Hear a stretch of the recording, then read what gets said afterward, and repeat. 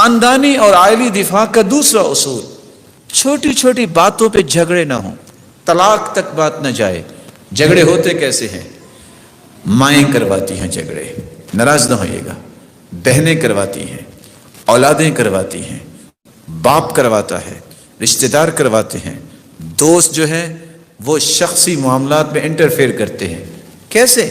من خبب امرأة على زوجها،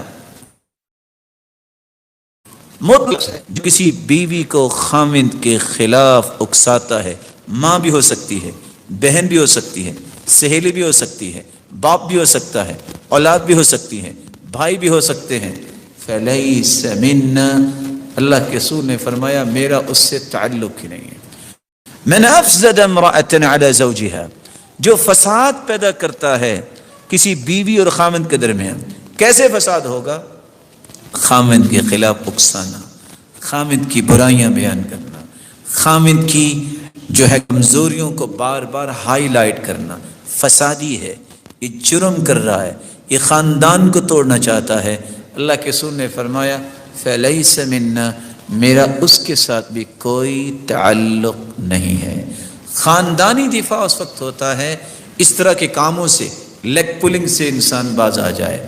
ماں کو چاہیے میری بیٹی کا گھر جڑا رہے، باپ کو چاہیے میری بیٹی کا گھر آباد رہے، سہیلیوں کو اللہ کا خوف کھانا چاہیے کہ ہماری اس محترمہ بہن کا گھر کہیں ناکام نہ ہو جائے، بیٹوں کو چاہیے ہمارے ماں باپ کہیں جدا نہ ہو جائے۔ جب تک شیطان کے اس وار سے بچتا نہیں خاندان، گھر، اس وقت تک اس کا دفاع نہیں ہو سکتا۔ یہ لمحات لگتے ہیں اور خاندان ٹوٹ کے اور دنیا کے لیے عبرت بن چکے ہوتے ہیں۔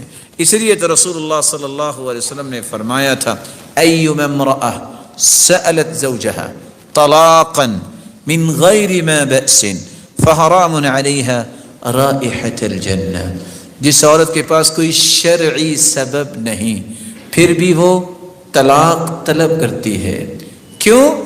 مزاج نہیں ملتا۔ مزاج کیوں نہیں ملتا؟ اس کا کام کرنے کو جی نہیں چاہتا، اس کی اطاعت کرنے کو جی نہیں چاہتا، اس کی خدمت کرنے کو جی نہیں چاہتا۔ کیوں نہیں چاہتا؟